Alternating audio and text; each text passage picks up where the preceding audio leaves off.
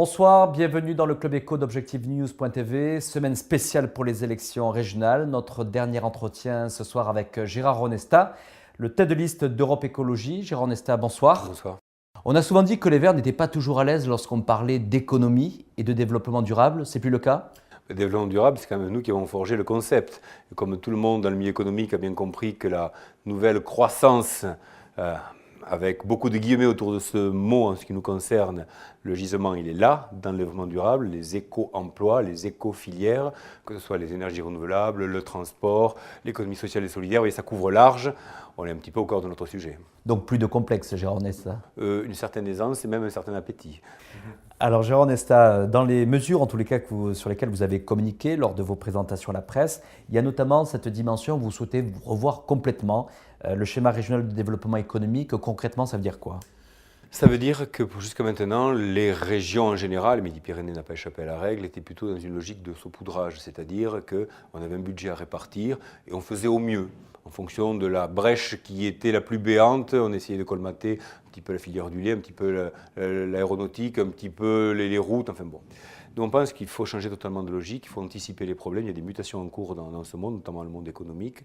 On sait très bien que la société du post-pétrole, c'est pour demain ou après-demain, donc il faut certainement anticiper tout ça et revoir l'aménagement du territoire. Ça veut dire une autre politique des transports, basée plus sur le rail, une économie beaucoup plus relocalisée, y compris pour les lieux de décision. Moi j'en ai marre de faire la tournée de ces entreprises qui sont prospères, qui ont des carnets de commandes, qui ont un savoir-faire, qui ont de la trésorerie, mais le fonds de pension auquel ils appartiennent, à l'autre bout du monde, a décidé c'était fini ici, on part ailleurs. La région peut certainement aider à passer en scope, enfin faire à ce que ces acteurs-là soient en capacité de faire vivre un outil et une intelligence qui est toujours d'excellente qualité. Clairement, ça veut dire si vous étiez élu président de la région, vous demanderiez véritablement des contreparties aux entreprises dans les appuis que vous pourriez leur… Mieux que ça, on parle même d'éco-conditionnalité, c'est-à-dire on ne demande pas des contreparties a posteriori, on présuppose que pas un sou ne sort du conseil régional, tant qu'on n'est pas sûr que c'est un mieux-disant créateur d'emplois, que ça n'a pas un impact négatif sur l'environnement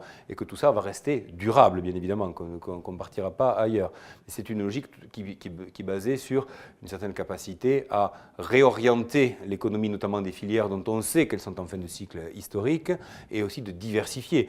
L'aéronautique, on a un savoir-faire absolument extraordinaire sur Toulouse, mais tout ce savoir technique de gens qui savent faire des structures en métal, qui savent faire du câblage, qui savent faire de l'informatique, du jour au lendemain, si l'avion s'enrhume un petit peu, non seulement ça crève sur Toulouse, mais ça crève sur tout le territoire. Vous savez à quel point les sous-traitants sont pris à la gorge, c'est la variable d'ajustement des tensions que l'on connaît sur Airbus. Mais Airbus a peut-être vocation dans l'avenir à faire peut-être moins de choses dans l'air, un petit peu plus dans le bus. Alors votre regret, Gérard Onesta, c'est notamment que peut-être il n'y a pas eu suffisamment de soutien au développement de l'économie verte ici en Midi-Pyrénées. Un potentiel mal exploité, c'est ce que vous dites. Ah oui, l'éco-filière, une fois de plus. Quand on dit qu'on va lancer quelque chose pour un vrai plan rail, avec un vrai RER midi-pyrénéen, avec un pass vert où on aura la connexion gratuite pour passer du rail au tram, au tramway, au métro, au bus, il faut qu'on ait du matériel roulant. Et c'est vrai que pour l'instant, en Midi-Pyrénées, on n'a pas encore toute l'infrastructure pour faire rouler, ni le matériel lui-même. On a quelque chose à développer.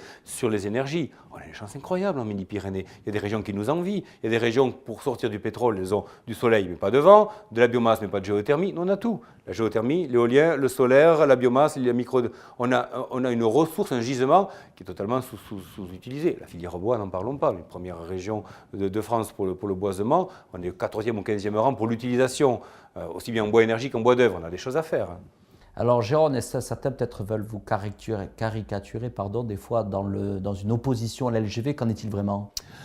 Écoutez, je suis membre fondateur de TGV Eurosud. C'était à l'époque où Martin Malvy n'était même pas président. Enfin, ça ne rajeunit pas mon pauvre monsieur. Et j'ai toujours dit que le TGV est un excellent outil quand il venait en réduction des nuisances, notamment pour l'avion moyen courrier. Je ne dis pas qu'on ne prendra jamais l'avion. Pour aller à New York, je ne prendrai pas mon vélo, c'est clair. Mais pour aller à Paris, très certainement, ou à Barcelone ou ailleurs, dans un périmètre de 500 000 km, le TGV est un bon outil. Mais pas le TGV n'importe comment. Il ne faut pas que ce soit vécu comme une simple liaison à Paris. Mais également, pas une dépendance à Paris, mais une liaison à toute l'Europe du Sud. Il ne faut pas que ça vienne en déduction des capacités de la région de développer les TER, que ça ne supprime pas la ligne qui monte déjà sur Paris via Cahors. Imaginez, s'il faut, pour aller à Paris, aller de Cahors, Toulouse, Toulouse-Bordeaux, Bordeaux-Paris. Ce serait une régression totale. Et puis s'il y a LGV, il ne faut pas qu'elle passe n'importe où, n'importe comment. Et on n'est pas à 3 minutes près pour aller sur Bordeaux. Si par endroit, il faut rester sur la liste d'inexistence, qu'on va recalibrer, bien évidemment, si on perd 3 minutes, la belle affaire. Il y a des gens à respecter, il y a un milieu naturel à respecter. Ça s'appelle la concertation. Ça fait quand même 18 ans que je la demande. On nous dit que ça va prendre 3 mois de plus. Je préfère 3 mois de concertation maintenant que 3 ans de procédure juridique. Gérard Onesta ferait une politique différente du point de vue du soutien à l'agriculture? Là, ce serait une révolution verte. Quasiment, je ne sais pas si vous dites révolution verte, parce que dans l'histoire, ça renvoie des choses pas très sympathiques. Mais c'est vrai qu'on a perdu en 20 ans la moitié des agriculteurs. La moitié en 20 ans. Et on sait très bien que le mal développement de Midi-Pyrénées, c'est cette ville ambitieuse métropole de Toulouse, mais qui est en train de s'étaler en siphonnant complètement les forces vives autour. On a un grand désert tout autour de Toulouse. On veut rééquilibrer ça. Mais le rééquilibrage, ça passe d'abord par l'agriculteur. Il n'y a pas d'agriculture sans agriculteur, mais il n'y a pas d'agriculteur sans terre. Il faut que la région préempte les terres pour mettre à disposition des jeunes des choses, un outil de travail. Il faut des circuits courts aussi qui permettent d'avoir des prix rémunérateurs pour les paysans et accessibles pour le citoyen. Au passage, on sauve un petit peu le climat, on économise de l'énergie, on tisse du lien social, donc c'est gagnant pour tout le monde. Et si l'agriculteur reste, l'école ne ferme pas, la petite industrie de transformation locale du produit agricole reste, les gares sont toujours là, la poste également. Vous voyez, en sauvant l'agriculture, quelque part, je suis en train de défendre également le maillage des services publics. Là, on a un outil absolument formidable. On oublie que l'agriculture, c'est plus d'emplois que l'aéronautique en Midi-Pyrénées. Et maillage au niveau du territoire, justement, de l'équilibre entre campagne et ville? Absolument, en pensant que tout ne va pas être rayonnant et radial vers Toulouse. On a un petit peu repris le schéma français où tout part de Paris. Ici, tout part de Toulouse. On peut envisager que quand on va de Auch à Agen, par exemple, on n'est pas obligé de passer par Toulouse, ni par le train, ni par la voiture. On a peut-être des choses un petit peu plus directes à envisager. Mais pour cela, il faudrait qu'on réinvente les régions en France. Et quand on compare avec ce qui se passe à l'étranger, nos régions sont des nains. Alors justement, c'est une excellente transition. Gérard Onesta, vous avez porté des critiques aussi bien à la gauche comme à la droite, à ceux qui ont gouverné, de ne pas avoir donné la dimension suffisante aux régions pour faire face aux régions à l'étranger, que ce soit face aux régions espagnoles ou aux régions allemandes. Moi, j'ai été pendant 10 ans vice-président du Parlement européen, donc j'ai pu avoir une vision d'ensemble de ce qui réussissait à l'étranger.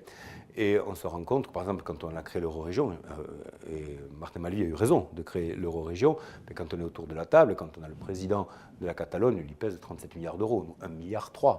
Quand on compare effectivement, même à population constante avec des régions comme le Schleswig-Holstein ou le Scadi, qui ont la même population que Midi-Pyrénées, on est encore dans un rapport de 1 à 10. Alors je ne dis pas que demain, on va arriver à 37 milliards d'euros pour la région, mais on voit bien que la révolution régionale n'a pas été faite en France, que tous les partis sont quand même assez jacobins et pensent les régions comme une petite entité administrative, mais pas comme un territoire de projet. Là, il y a quelque chose, il faut taper du poing sur la table.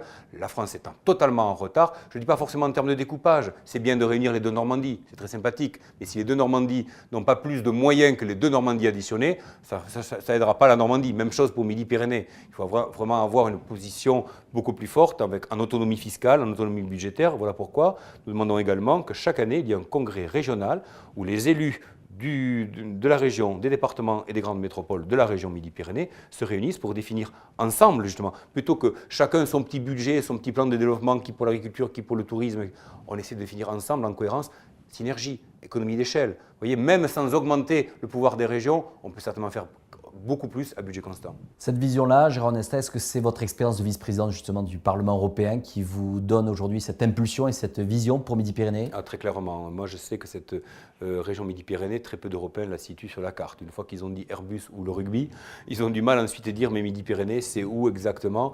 Donc on ne rayonne pas assez à l'étranger. Rendez-vous compte que c'est parmi la jeunesse française, le jeune de Midi-Pyrénées, celui qui voyage le moins à l'étranger, même quand il y a des bourses. On n'a pas forcément ce rayonnement. Or, un territoire qui n'est pas branché, qui n'est pas connecté au reste du monde, je ne dis pas pour aller siphonner la vitalité du reste, mais dans l'échange, justement, dans l'expansion économique, dans le rayonnement culturel et économique, est un territoire en danger. Donc certainement, il y a une dimension européenne à travailler. Quand je vois là, entre guillemets, l'ambassade de Bruxelles à Toulouse, de Toulouse à Bruxelles, j'aimerais que ce soit une ambassade, mais c'est un petit local avec des personnes qui travaillent à fond, mais malheureuse, quand on les compare au pouvoir de la Bavière ou autre, elles n'existent pas dans les lieux de pouvoir européens. Et pourtant, trop se décident là.